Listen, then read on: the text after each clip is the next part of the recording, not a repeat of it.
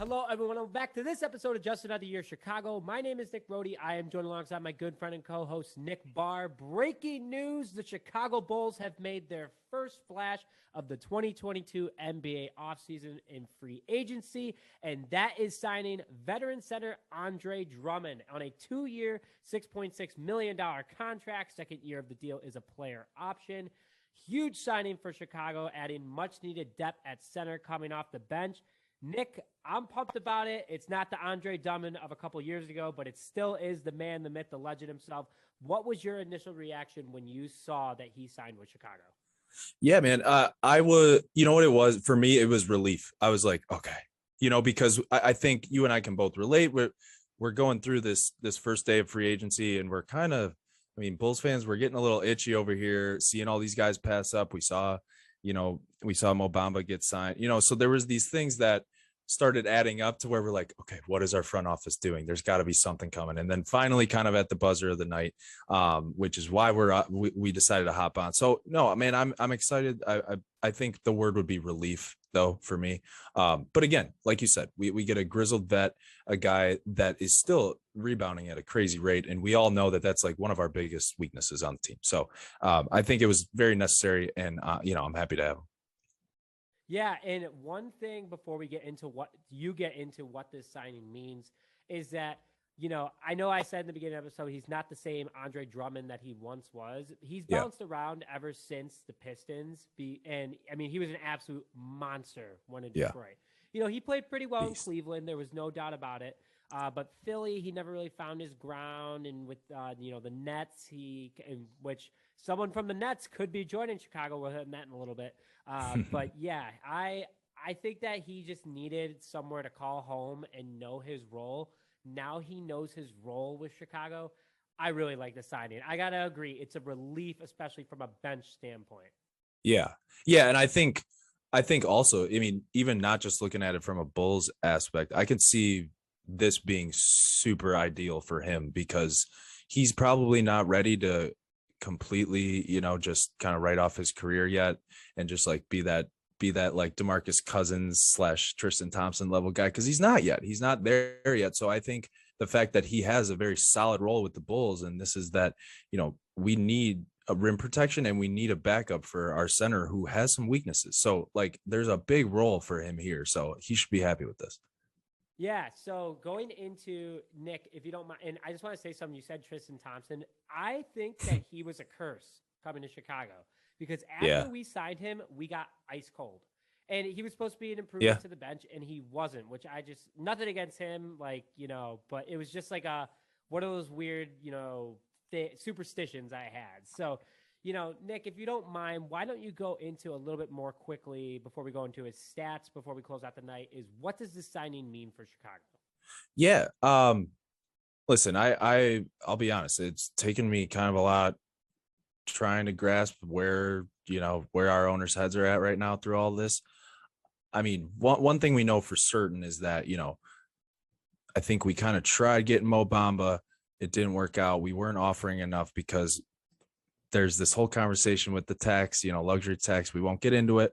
But so, knowing that we couldn't get Bamba, I think this was like a no-brainer move. And we weren't really locking down someone that we felt good about as a shooter. So I think Andre Drummond made a lot of sense. And I think, he's a backup center. So this I don't think this necessarily rules out a blockbuster Rudy Gobert trade, or another move. Like I don't think this means a whole lot. I think he's just filling a spot that we need, and that's like simply how we can look at it. I don't think we need to read into it too much more, but I would say definitely don't write off Rudy Gobert coming to the Bulls just yet, because I wouldn't be surprised if that still goes down. Yeah, absolutely. And also, I know that, I kind of hinted at it earlier, but Drummond's coming from the Nets, and someone from the Nets wants to get traded, and the Bulls were calling the Nets already. Who was that individual, Nick, if you don't mind sharing with everybody? Yeah, he goes by the name of Kevin Durant. The Durantula he was once known as. That really fizzled out, that nickname. It was a great nickname, I thought. But anyways, he's on the market, baby. And the Bulls have been, at least in the betting world, in the gambling world, the Bulls have been like floating around that 4 spot of likelihood of a landing home. Now it seems like he's going to either the Suns or who is the second team?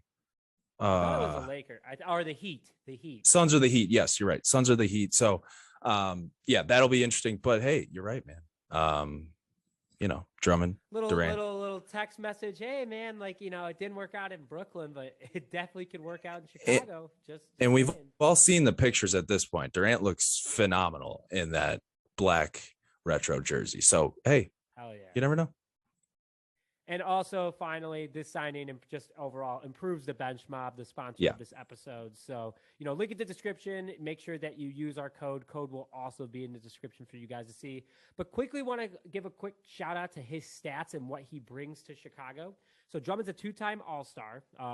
During his time with Detroit, he was absolutely dominant. Still a dominant player, but he's been, again, bouncing around from team to team. His career average has 13.3 rebounds per game, 1.4 steals per game, 13.8 points per game, and 1.5 blocks per game.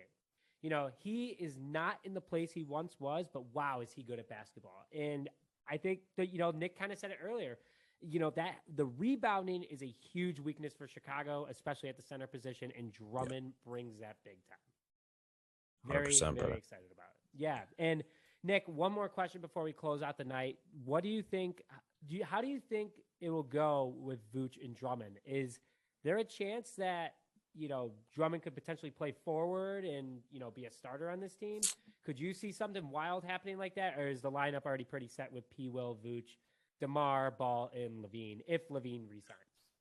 Yeah, I think no, that's a great question. I think one thing actually that has really through this whole offseason free agency process is how much ACK and our front office values Patrick Williams in the fact that they're not offering up for trade. And it just seems like if we're putting all our chips in him, I think it would shake things up a little too much to, bump him out of the starting lineup like that and take kind of a risk with like an older guy. But hey, you never know, man. This is a beautiful game, a beautiful world that we live in that, he could earn his way in. You never know, man. 34 years old. That ain't nothing. Let's see. What does he got? Let's see what he's got. I'm excited about the signing. 2 years, $6.6 million. Doesn't hurt the cap too much, and the Bulls still have a lot of money out there to go spend money on players and improve this roster to potentially go to the 2022-2023 NBA Finals. So with that, Nick, thank you very much for jumping on late as always. Great talking to you, and we will be back with more tomorrow. The more that AK does, the more we talk about. So with that, thank you very much for joining this episode of Just Another Year Chicago. My name is Nick Rohde. Join alongside my good friend and co-host, Nick Barr, and we'll see you guys next time.